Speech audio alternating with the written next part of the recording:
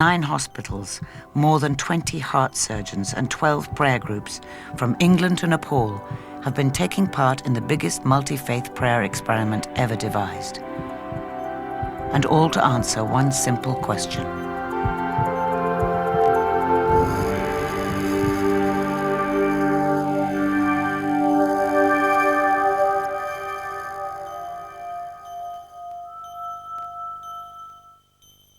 Prayer, I don't know if y'all have noticed or not, but it's really coming back. More and more people are asking other people to pray for them.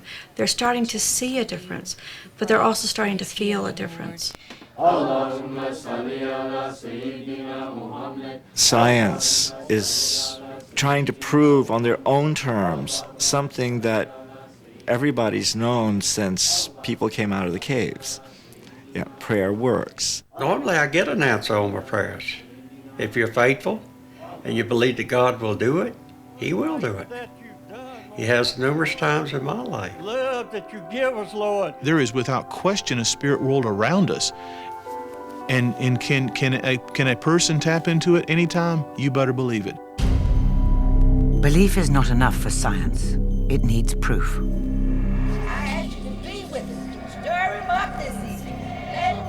Is it possible for one human being to affect the health of another merely by praying? All over the world, millions of people believe that prayer can heal the sick. Jesus Christ, we pray for others who are experiencing illness. Are they right? And we pray for their health. There's nothing they could do that would convince me that prayer works. There are just too many completely implausible elements to it. The idea that if you receive prayers, you'll get better much more quickly, that's absurd. Somebody I once had the opportunity of praying for who came along with a red swollen arm, and I prayed for her. And having prayed, she rolled up her sleeve and her arm had dramatically improved. You know, here was somebody who was basically healed in front of my eyes.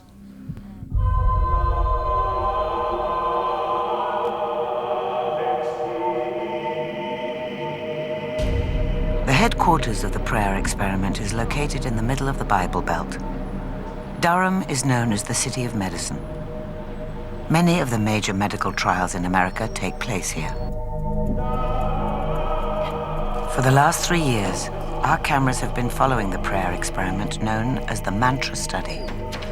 It is the brainchild of heart surgeon Mitch Krukoff and nurse practitioner Suzanne Crater. We are talking about doing this with the identical scientific rigor that we study everything else we study. New stents, new technologies, new devices, new pharmacologic agents. Their findings could challenge the way we think about our universe forever. All the Mantra patients are having exactly the same heart operation, a procedure to unblock the arteries known as an angioplasty. It is life or death surgery. This is the cardiac cath lab. Okay, balloon going up. And this is what we call the procedure room, where the dominant component is the X-ray cameras themselves that let us see the heart and the coronaries. I see nitroglycerin, right coronary artery. This is the control room where the staff who monitor the case sit. During their hospital stay, the patient's pulse and respiration rates will be recorded. 6 months later, these will be recorded again, along with details of any further chest pain, blockages, surgery, and even death. Half the patients will receive prayer, half will not. They will then compare the results. For the experiment to work, Mitch and Suzanne need hundreds of patients. 69-year-old Oscar Fain is one of the early volunteers. He suffers from advanced heart disease. Despite open heart surgery and a triple bypass, his arteries are still clogging. He needs treatment urgently. Mr. Fain, good morning. Good morning. My name is Suzanne Crater. I'm a nurse practitioner here at the Durham VA. As in any drugs trial, the experiment is double-blinded, which means that neither the hospital staff, the patient, nor the relatives will know who is getting prayed for. The staff and the family are not aware of who's being prayed for.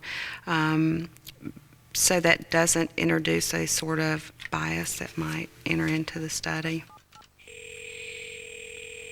Who does and does not get prayer is decided on the other side of the city. I need to randomize a mantra patient, please. And what is the patient's first name? His first name is Oscar, O-S-C-A-R. This facility, known as a randomization center, is handling the data from the mantra trial. Their computers randomly decide which patients will get prayed for. Spatially holding. Your first randomization assignment is blinded. The center keeps this information secure until the end of the study.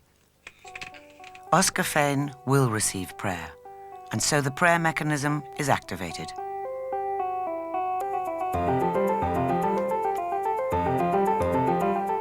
We've got a request for Mr. Oscar Fane, who is hospitalized at the Durham VA Hospital. Tom Scheidler is the link to the 12 prayer groups. He must now contact the prayer groups within half an hour to get them praying as soon as possible. Mitch has recruited prayer groups with widely differing faiths and practices. In addition to 5 Christian mothers who meet for coffee and prayers, there are 300 Buddhist monks praying in the hills of Nepal. Email prayers are sent to Jerusalem and posted into the Western Wall. In an attic, a prayer warrior prays on his own. At a Carmelite monastery in Baltimore, the nuns pray together. Islam is represented by a Sufi Muslim group who meet in a carpet shop just a few miles from the hospital. This is Tom. We've got a request for Mr. Oscar Fane. Mr. Fane's 69 years old and he has heart disease.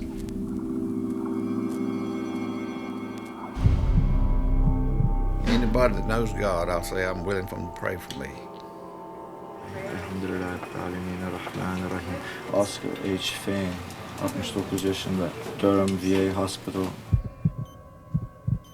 If I had to go in the operating room without faith, I don't know just how afraid I would be. Oscar is a giving feller, and he really is dedicated to God, and I just love him for that. Oscar Fane's angioplasty will take about an hour, and he has to be awake throughout. Okay, here's the news. There is one spot, but it's very tight.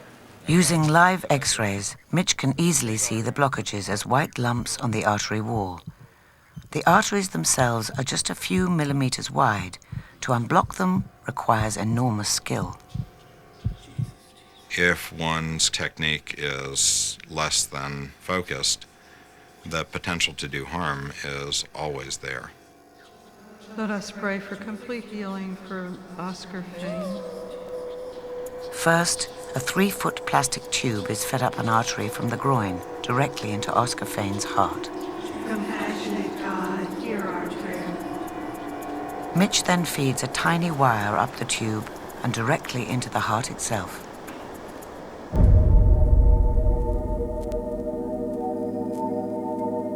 A balloon is sent up the wire and moves across the blockage. One going up. 6. The balloon is then inflated to a high pressure. A metal stent is forced open and lodges in the artery wall, squashing the blockage away. In the process, the balloon momentarily blocks the artery, giving the patient a minor heart attack. One of the realities of heart disease is that someone who is comfortable in talking with you 1 minute can be dying and or dead the next. As we work the balloon, you may well get some chest discomfort, okay? I don't want you to be alarmed, okay? I do want you to tell me about it. Touch this man, Lord. Touch this heart and make it whole and complete. Father, just minister healing into his body right now, Holy Spirit. Of course, you know what, complications can always set in. So can we pray for Mr. Oscar Fane? We ask that Dr. Jesus will pay him a visit right now. But God is so good. Then, Father, I ask you to be with his family.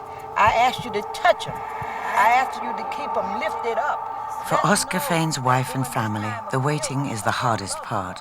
That they are not alone. Hi. No, hi. The procedure is over. They were able to put a stent in the artery where Dr. Krukoff was talking about this morning, in the left main artery. And that went well. Well, good. 2 days later, Oscar Fane leaves hospital and returns home to Claudeville, Virginia. He is convinced that the mantra study will reveal the healing power of prayer. Well, I believe this study will show positive results. I sure do. I think it'll show that people were praying. I think it'll show that people were concerned. And I think that it will show people that faith works. So far, Oscar Fane's operation has been a success, but a lot could still go wrong for him.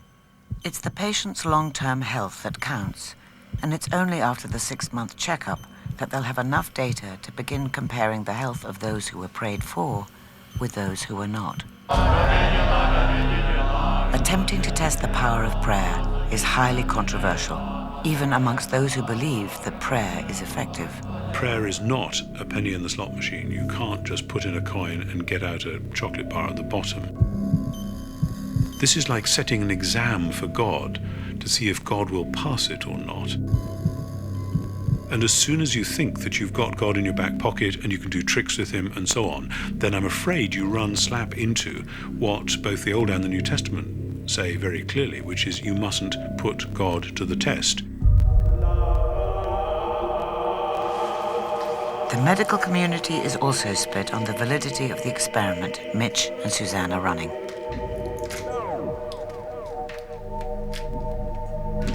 America's top teaching hospital in New York houses one of Mantra's sternest critics, as well as one of its most enthusiastic supporters. Mitch Krukoff is one of my heroes. Here's an individual who's established himself in the challenging realm of hard science, taking one step extra into that uncharted plane of religion and spirituality. The Mantra trial could be a landmark event in our history. And so it challenges all the models we've created for illness. It challenges our understanding of how the world works. But down the corridor, you find an opposite view. To accept findings that prayer has an effect requires us to abandon our understanding of the universe, the physical universe. Reach out and touch. Scientific revolutions occur throughout history. That's absolutely true. The question is this the stuff of scientific revolution? And it seems to me it's not.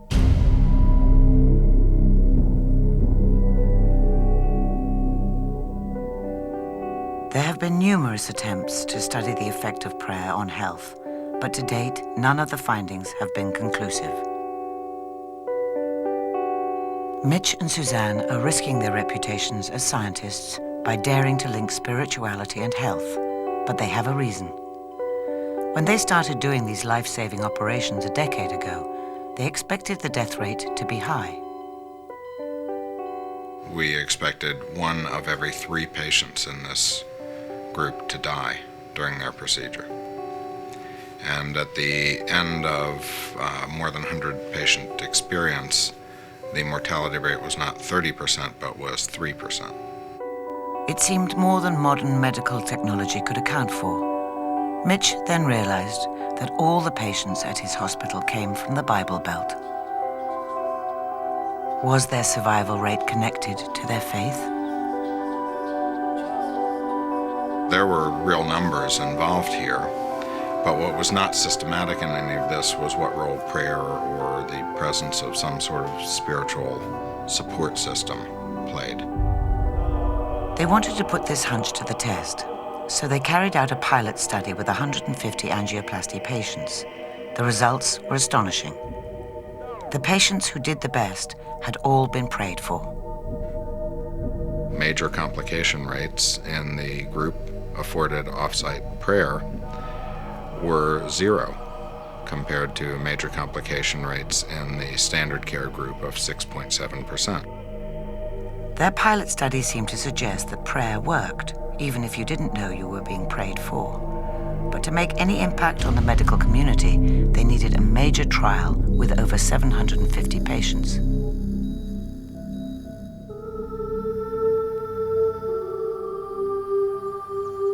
Don Chapman is another patient who joins the Mantra study. He has lived with heart disease for 6 years, and there is a history of it in his family. My brother, well, I got two brothers. So the oldest one passed away with heart disease.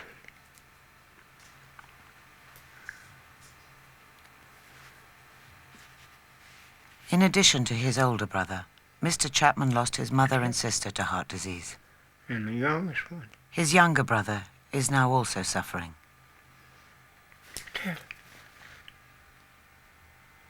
The youngest one had a massive heart attack, and they did bypass on him, and so he was doing fine, but we heard last week that he was back in the hospital with complications. Mr. Chapman has also had recent chest pains. He has to go to hospital for his 6th angioplasty. Your doctor has determined that you are in need of a heart procedure in the cardiac catheterization laboratory. In this study, we are looking at ways to help you experience less stress. That involves prayer groups from around the world who will pray on your behalf. Okay, I'll be there. Mr. Chapman has a recurrence of blockages to the coronaries that feed his heart. Don Chapman's arteries are clogged and keep clogging with fatty cholesterol. Without Mitch's help, this aggressive heart disease will kill him. We've had good times and we've had bad times, so the Lord's always brought us through them. His first name is Don, D-O-N. Feel nervous, upset, but then I pray. And last name is Chapman. C-H-A-P-M-A-N. Hello, Sister Patricia. This is Tom with Mantra. We've got a request from the Durham VA Hospital for Mr. Don Chapman. Mr. Chapman is 67 years old and he has possible heart disease. Well, ladies, we have another mantra prayer request. It's Don Chapman. He's at the Durham VA Hospital. Mr. Chapman, this is Dr. Krukoff. Sorry to see you back, young man. We're going to start. As usual, Mr. Chapman must remain See if we awake. can get some more of these spots unblocked, okay? Anytime you put instruments into the heart, there's risk. In Mr. Chapman's case, the heart muscle is weaker than you would normally have a heart muscle. That adds to the risk of the procedure. Good morning, Pastor Rosser. This is Tom. The prayer groups begin to gather. This morning for Mr. Don, middle initial H, last name Chapman. Thank you. This operation will be tricky. To reach the blockage, Mitch has to get his balloon through the side of an old metal stent that is already inside Mr. Chapman's heart. The first worry is whether we can get through there with any equipment at all. The steel can be an impassable barrier. There is a danger that the balloon may snag on the metal. If it bursts, the explosion could rip the artery open.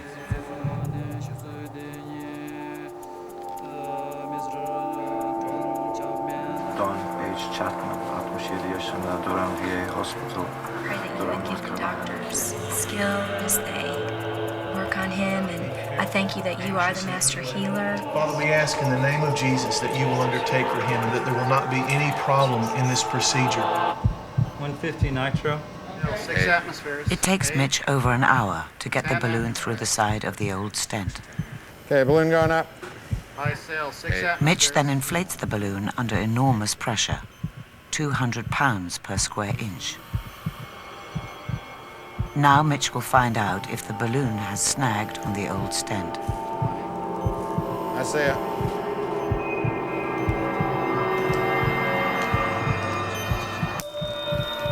Suddenly, the balloon explodes inside Mr. Chapman's heart.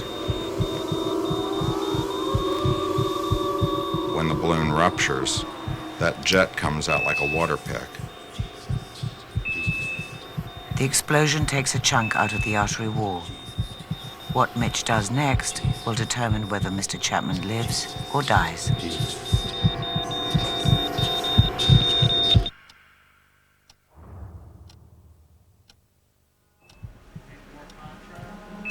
That Don Chapman may be wholly healed, let us pray. Compassionate God, hear our prayer. After 2 hours, the operation has reached a critical point. The burst balloon is stuck in the heart, and Dr. Krukov can do nothing until he gets it out.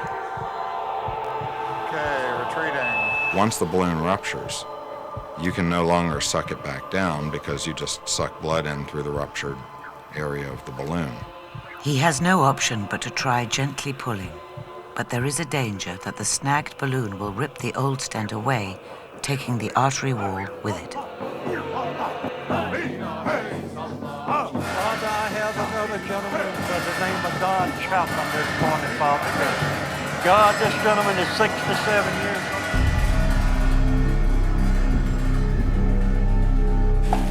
Okay, what do we do now? They say in many sports it's a game of inches. In our business, this is an issue of millimeters. And luck, or whatever you believe in.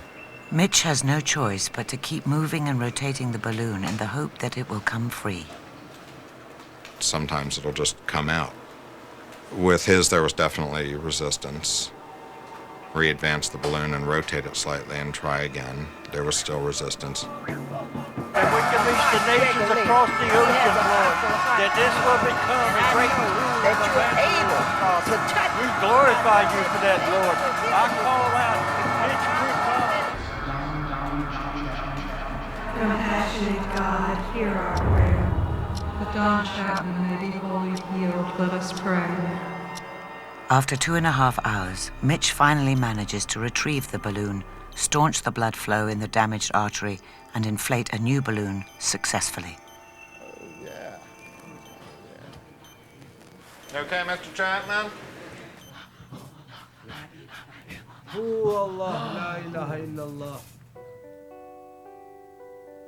The procedure is over.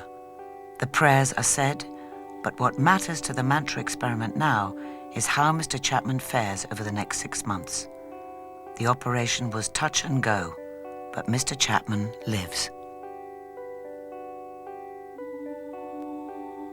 That's a miracle.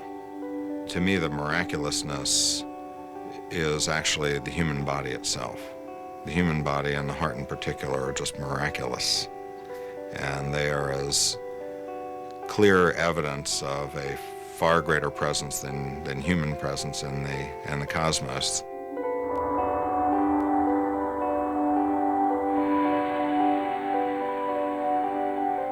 As well as being a scientist, Mitch has a religious faith. He was brought up in the Jewish tradition and upholds it in his family life. I sat with my... Have we ever made it for His father was a doctor and inspired Mitch to heal with medicine. His mother, who recently passed away, inspired him with the idea that the human spirit also has healing force. My mom had 3 heart valve surgeries, had breast cancer, and to the day she died, she ran us all into the dust. My mom was for me, the living proof that the human spirit guides the body as much or more than the body guides the spirit.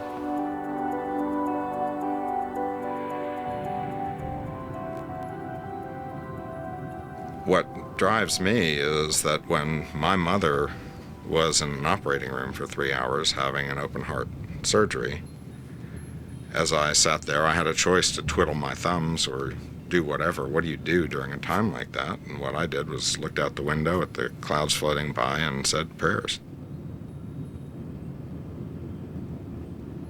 And that is so natural, is in some sense human nature, is generally in medicine a clue that's worth exploring. In the hospital, Mitch's office reflects his fascination with science and religion. One wall is covered in his medical diplomas, and on the other is a collection of religious and spiritual totems from across the world.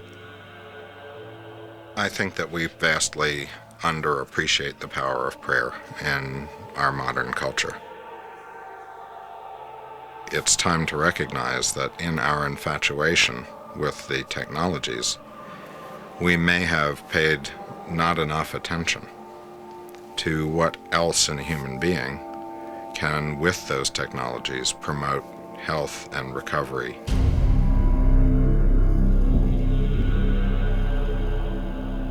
The inspiration for the mantra study began 10 years ago, over 10,000 miles away, in a place where the power of prayer is not questioned. It is a place that inspires Mitch and Suzanne today.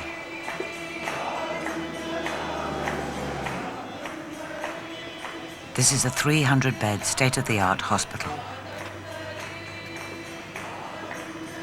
In Western hospitals, you'll often find a room set aside as a chapel.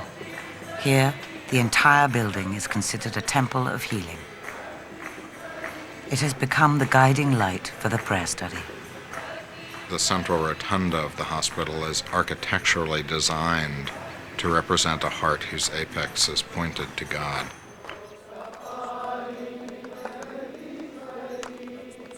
Patients and staff believe that they are working in God's hospital. They are being cared for in God's hospital.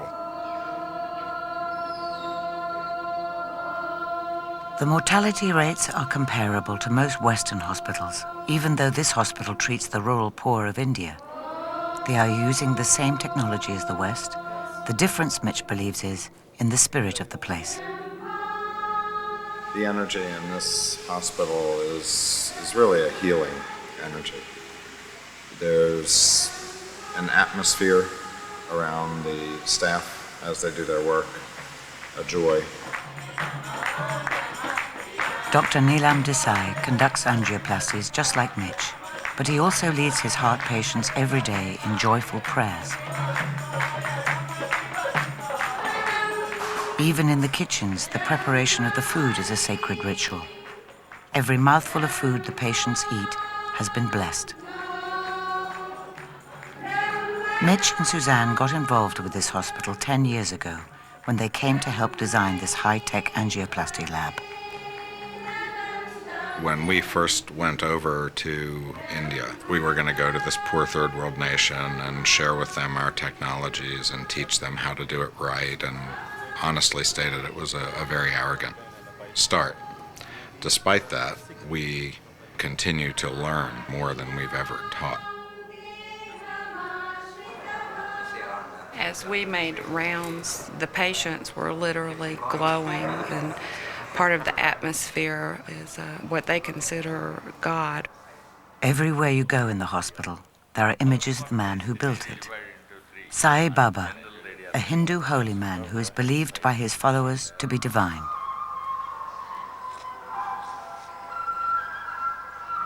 Patients and staff believe that merely to be in his presence is enough to heal. Some people think that Sai Baba is far from divine, but even the cynics are very quick to recognize that his presence in the hospital and his devotion to prayer is having a tangible effect on the patients. His physical presence is able to contribute a real sense of the presence of God. You could imagine a hospital for Christians where Jesus physically walked around.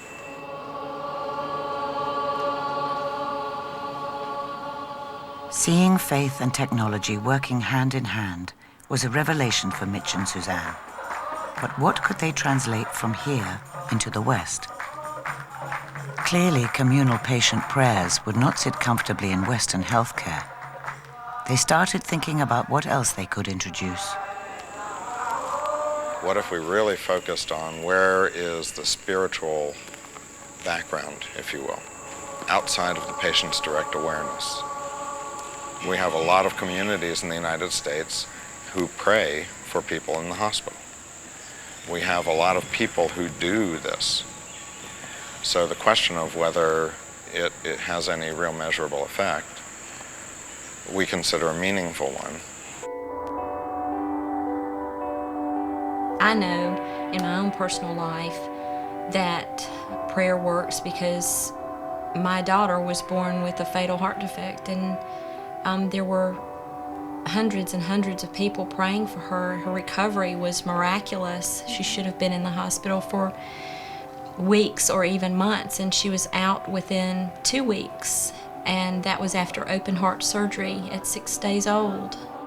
Prayer is connecting to and using that divine energy, that life force that all people have.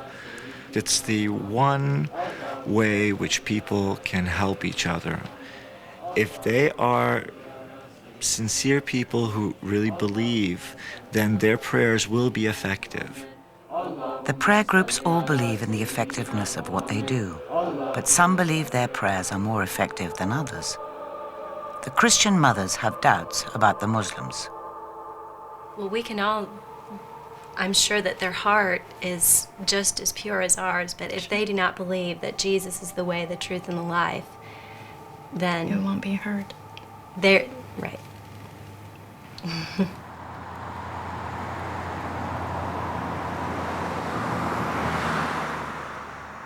Do I believe that the prayers of a Muslim or the prayers of a Buddhist are they effective? To be blunt, I would have to say no. And I'm not saying that they're not sincere people, but you can be sincerely wrong.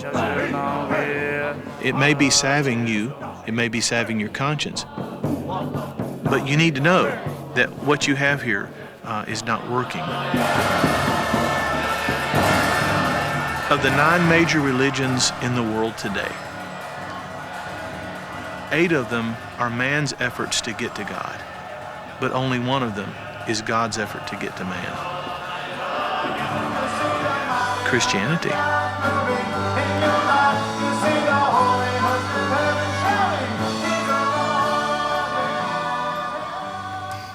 What can you say? If you truly believe there's one God, prayer is prayer. And the power of the prayer is not in the words that are recited, but the intention and sincerity of the person who's reciting the prayers. Father, we look to you, Lee Jones. The reason I agreed to go into the mantra study is because of the fact that I know that prayer works.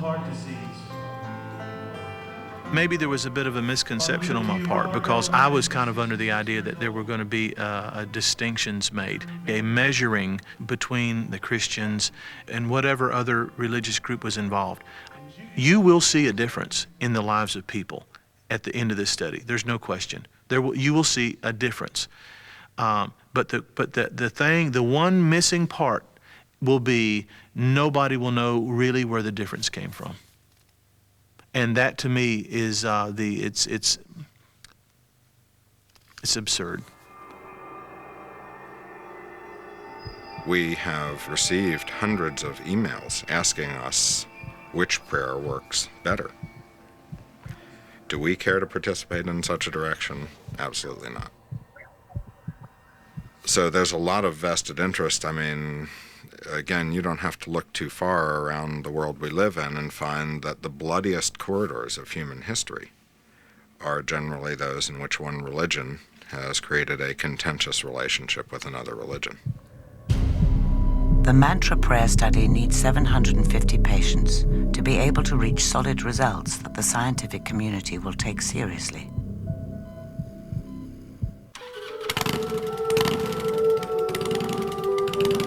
Lee Jones is banned from riding his Harley. His heart doctors say the excitement could kill him. He volunteers for mantra. He has had 2 angioplasties, but he needs more. Well, bad coronary disease. Yeah, really bad coronary. It's pretty nasty looking right, but it's very doable. It's got a shelf. 64-year-old Frank Pacifico has just had a small heart attack. He also needs urgent surgery. Both men come for surgery and both join the mantra study. Hey Rich, this is Suzanne Crater at Duke. I have a patient to randomize in mantra. Mr. Pacifico is a devout Catholic. Before his angioplasty, he calls the hospital chaplain to perform the last rites. We know that this is a... Your first randomization assignment is blinded. Mr. Pacifico will not get the extra prayer provided by the study, but he's being prayed for anyway by his church and family. To critics, this is a flaw that undermines the experiment. The sick receive prayers all the time. So Are they saying that the few thousand or maybe even few hundred additional prayers that they are providing is going to make the difference? That seems to me to be absurd. We have never come across a design for a prayer-proof room, so there's no way to generate a population for whom prayer is not involved. What our work can address is a question of whether, if in addition to all of what is already in the environment, you were to systematically add prayers from groups all over the world, would there be a measurable incremental benefit in their clinical outcomes, yes or no? Mr. Jones is under enormous stress because of his heart condition. He finds it hard to work, and his business is under threat. He has financial difficulties, and if he dies, he'll leave his wife and children on welfare. Asked the Lord that, that I loved him and I wanted him to be around for a while. The computers allocate Mr. Jones to prayer and something else. Yes, Mr. Jones randomized to MIT. Thank you. MIT is music imagery and touch therapy. Suzanne became interested in these techniques after her experiences in India and included them in the study to compare their effectiveness against prayer. I began studying and being aware of different techniques, healing touch, Reiki, imagery, and it was in the study of those techniques that increased my awareness of how to center and how to place hands for healing. It's all about reducing stress before surgery. Stress constricts the arteries. Constricted arteries reduce blood flow, making the angioplasty more dangerous. If they can reduce stress through MIT, they may get better results. In the MIT session, Suzanne asks Mr. Jones to visualize positive and uplifting images. At the same time, gentle music is played through the headphones. Finally, Suzanne reinforces the effects of music and imagery by touch therapy. Just by a simple touch with someone else, that sort of compassion and caring can be conveyed. I'm visualizing light or happiness or joy or peacefulness, and then just warmth in my hands. It sort of took me back to when I was a young boy and took me back to a lot of memories when I was younger, spending time with my kids, playing and enjoying life. It was very warm and assuring that everything's going to be okay. Billions of dollars are spent every year in the West on hands-on relaxation techniques. But in the original pilot study, prayer was found to help the heart patients more than touch therapy. Mitch and Suzanne hope to discover whether prayer really is more effective than touch therapy. But to do that, they must reach their target of 750 patients. But the events of autumn 2001 change everything. September 11th changes everything. It has led us to reconsider every element of what we're doing. In the aftermath of the terrorist attack, enrollment for the prayer study virtually grinds to a halt. You could possibly be prayed for by Jews, Buddhists, Muslims, Got a problem. Catholic. Got a problem. Okay. Got a problem. I'm Southern Baptist, and of course we only recognized one Savior, one Lord. Okay. And so the Buddhist and Hindu prayers would be certainly unwelcome. I'm sorry. There is an emergency conference call, and the doctors from all the hospitals are on the line to give their thoughts. In terms of the feedback from patients, a gentleman said recently he was interested in participating in the study until Ali mentioned the prayer groups. And he, at that point, refused, saying that religion is the root of all evil. They are about 250 patients short, and unless they get them soon, the entire study could be in jeopardy. Whether to put this on a calendar, whether to The decision is made to go on, regardless. But they also decide to introduce a controversial new element.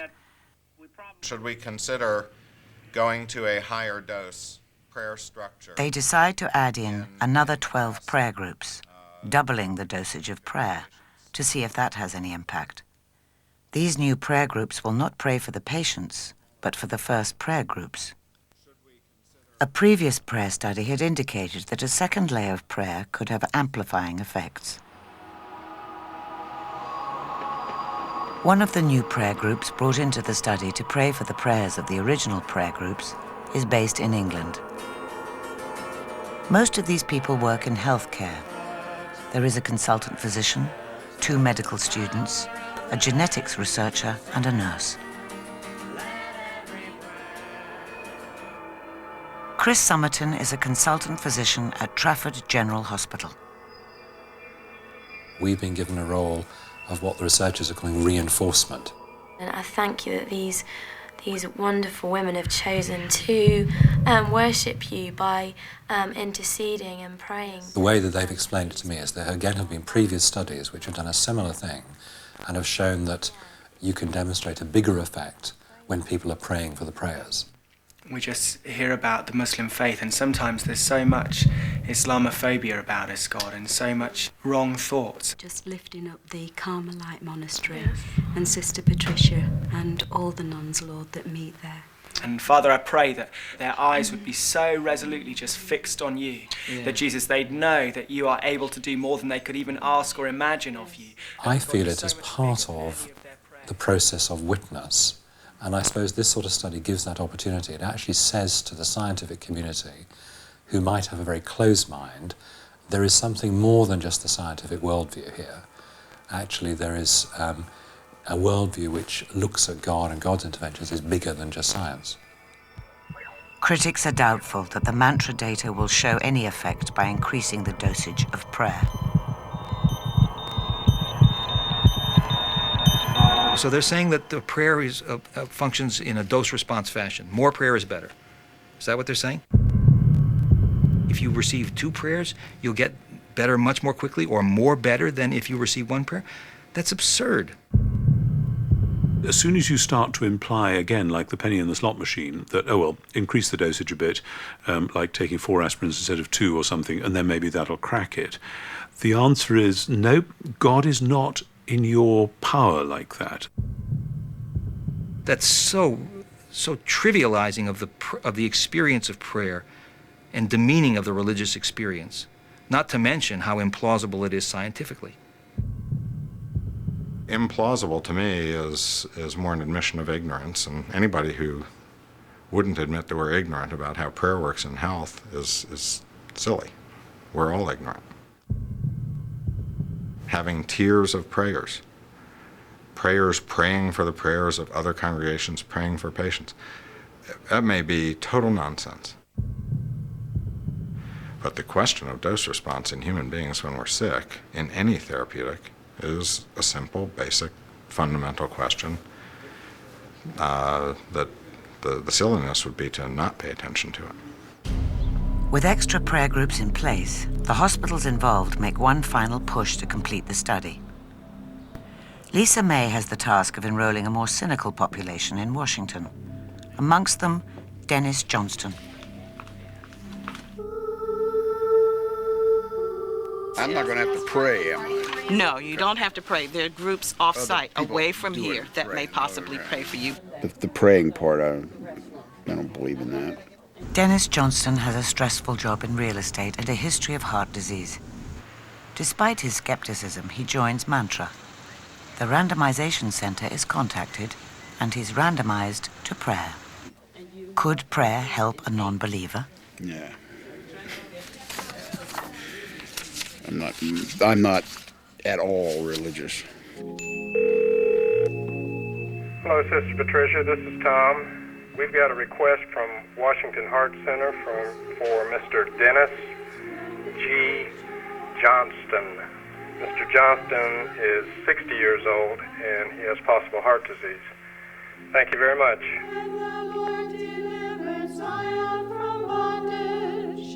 It seemed like a dream.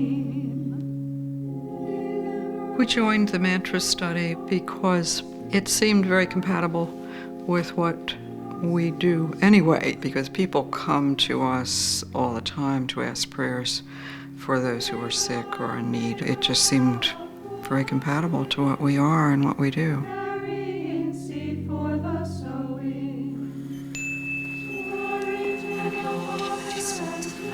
For the work that Sister Patricia and all the nuns are involved in. Holy and faithful God, you call us together in your name, inviting us to hold before you that they've had this calling to come.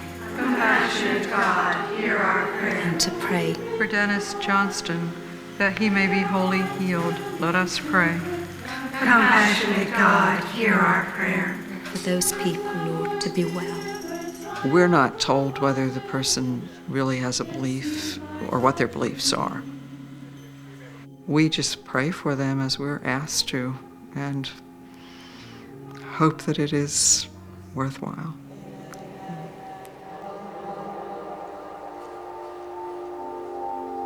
Is it possible that Mr. Johnston, who was prayed for, will do better than others who weren't? It seems to me to be ridiculous, and not just to me, that God is going to provide an advantage to those who were chosen to receive prayer and a disadvantage to those who are not, simply because an experimenter wants it to happen. What kind of God is that? I'm only going to help people that they pray for, but this one that somebody forgot to pray for, nah, I don't care about him. That's my kind of God. Sort of likes everybody. Just daring to ask the question whether prayer can heal has already caused controversy and division. But can the mantra study decide the matter, one way or the other? After the setback of 9/11, it takes a whole year for the mantra study to get the number of patients they need. The last mantra patient is enrolled on December the 30th, 2002. The final piece of the jigsaw is the patient checkup to see how they have fared since their operations. Mr. Fain was prayed for. He has done well since his angioplasty. He walks his dog every day and has no chest discomfort. Mr. Chapman was prayed for. Mr. Chapman's daughter called, and apparently he passed out yesterday.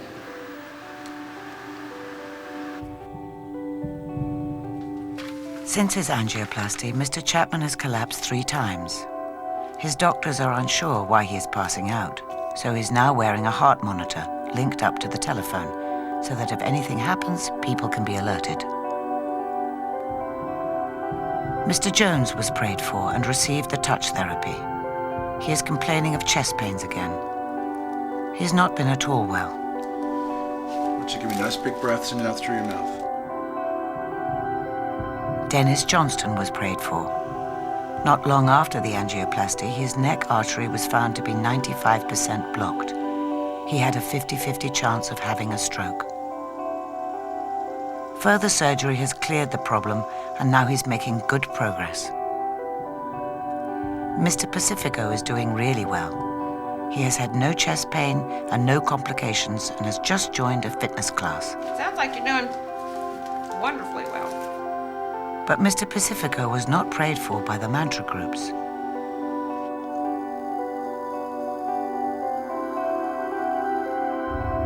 Have the hundreds of prayers said by all these people made any difference at all?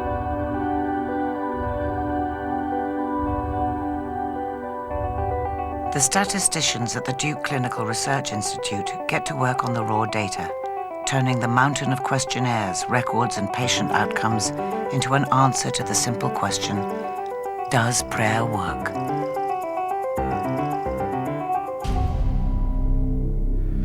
Okay, so here it is. This is a momentous day, actually. The doctors and statisticians gather. Some patients begin to arrive. This is the moment they have all been waiting for. Today is a very important step on what's now more than 10-year path. Hi, how are you? Suzanne. How are you doing? I'm fine. How are you doing? Good to see you. Good to see you. Today, ideas and notions become and reach and touch the concrete world. What's the truth, honey? There you go. Drum roll, please. It's page 24. The data could unsettle the conviction of the atheist or shake the faith of the faithful. By the way, I'd like to know which group I was in, the one that was prayed for, the one that wasn't prayed for. The first result does not look promising for the faithful. And the third column shows that there were no significant differences between the prayer and non-prayer group in any of the endpoints we looked at, which was the It primary appears that composite, prayer has made no difference to the long-term health of the patients.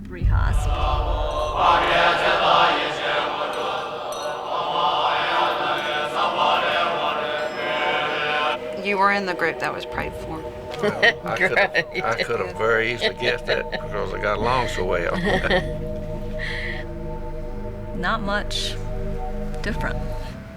I think a natural part of human nature is anytime you swing the bat, you want to hit a home run. The most basic data tables are negative. There is no difference. When you see table after table that don't show any difference, well, gee, are we going to learn anything? But as the meeting progressed, certain anomalies, little blips in the data, began to attract their attention. Wow. Yeah, that was the biggest significance. MIT stood out. The music, imagery, and touch session appears to reduce patient distress significantly. There is an unequivocal, statistically highly significant relationship between having the music, imagery, and touch and a sense by the patient that they feel better. They feel like they feel better. However, the mantra data also suggests that MIT had no long-term benefit. In fact, the long-term health of MIT patients appears to be worse. MIT, despite a significant improvement in perceived distress, the point estimate was on the side of harm in the... Now that's interesting. So there is a concern about whether there may be a bad effect. Is this unsafe to do in patients, even though they feel like they feel better? The higher the score, the higher the anxiety level. Is it a bad thing to relax? These are now what we have to go about sorting out. But it was the anomalies concerned with prayer that the researchers found most intriguing. Father God, I know that you're a healer. Which group was that in? In the study? Yeah, in the study. You were in the group that received prayer from the prayer groups. Prayer group. Those in the prayer group had a greater tendency to reduce their anxiety than those in the non-prayer group. That's one thing I believe in, prayer.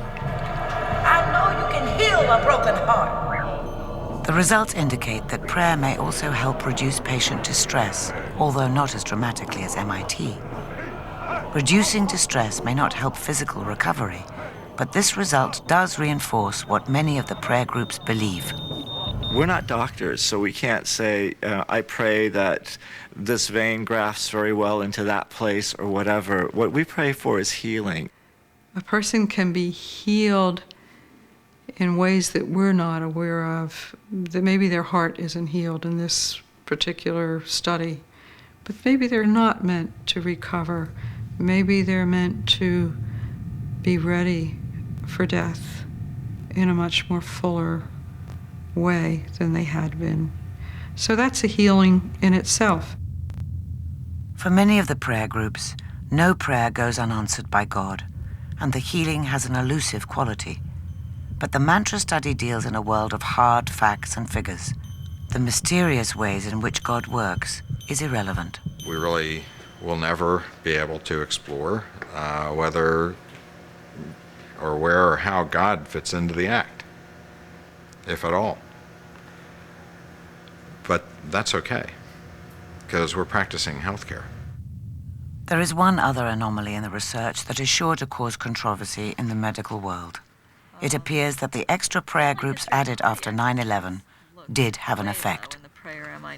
There is a suggestion in a very first look that there may actually be a difference between what I would call a higher dose of prayer added to the care of these patients. In fact, it looks like when you increase the number of prayer groups, there appears to be, across all our data, an absolute reduction that approaches statistical significance.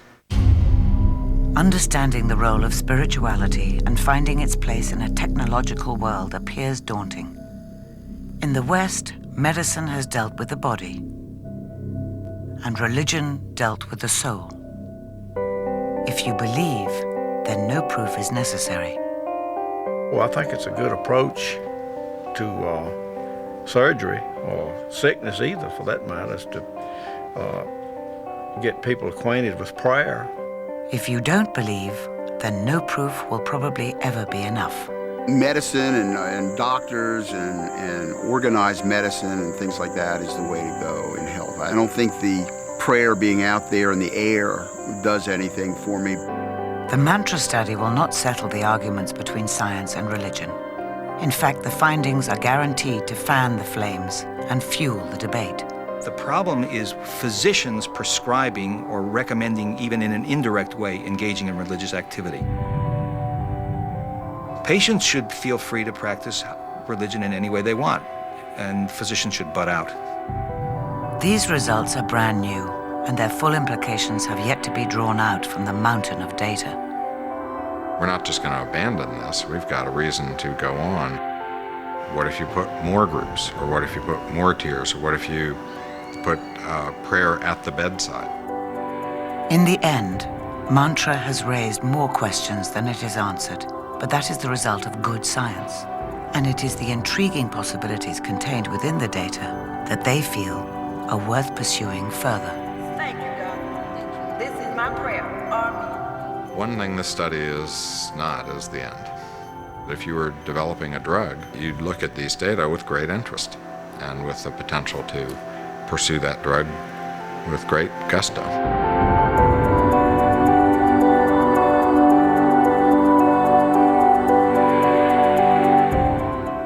An experiment with the staff of a small steelworks in Wigan next Thursday. Question is, does meditation work at 9 here on BBC Two? Surreal art on a Hollywood scale on BBC Four now from the world of hot American artist Matthew Barney. To live my own life. What am I to do? How can I live my own life? What am I to do? How can I escape? How can I rebel? And then another story is often about, what is it to try and do good? How can I actually have the strength not to be mean, not to tell lies? So I think saints' lives are simply marvellously potent reorderings of these very ancient questions. I love saints. They're my friends. They populate my home. They populate my spiritual imagination. And the Catholic Church can never dispense with them. The saints are part of popular culture. And the Catholic Church is brilliant at popular culture. But the problem for the Vatican is that popular culture has saddled the Church with some ridiculous saints. There's Saint Simon, for example, who became a saint by sitting on a pillar of rock for 45 years. Not surprisingly, the Church in Rome has never been entirely comfortable with the tradition of making saints by popular acclaim. So in 1588, the Vatican took complete control. From then on, saints were made behind the closed doors of the Vatican. Here, hidden from public view in the Congregation for the Causes of Saints, the lives of potential saints have been examined and their official story assembled, and a decision made as to whose life will be exalted and whose will be left to collect dust on the shelf. At the heart of this process is the postulator, the person charged with collecting the evidence to make the case for the candidate saint. Father Brian Kolodjok is the postulator for Mother Teresa. I think this was for a book. If there is an official storyteller for Mother Teresa, this is the man. So we just left it all. It is his job to understand the person behind the myth. This is the fruit of the 2-year inquiry that was mainly done in Calcutta. And we have here collected 80 volumes of material. And each volume is on average 450 pages. But one of the most impressive things for myself, and I think others who also worked on this, was to see just the whole picture. And we put all these different sources together, and you say, well, this is Mother Teresa. She was a very public person, but managed to keep the interior so private. And only now, after, we can understand more of the depths of what really made Mother Teresa tick. She was a woman passionately in love with Jesus. That's really one of the keys to understanding Mother Teresa's life. On the basis of her life, Mother Teresa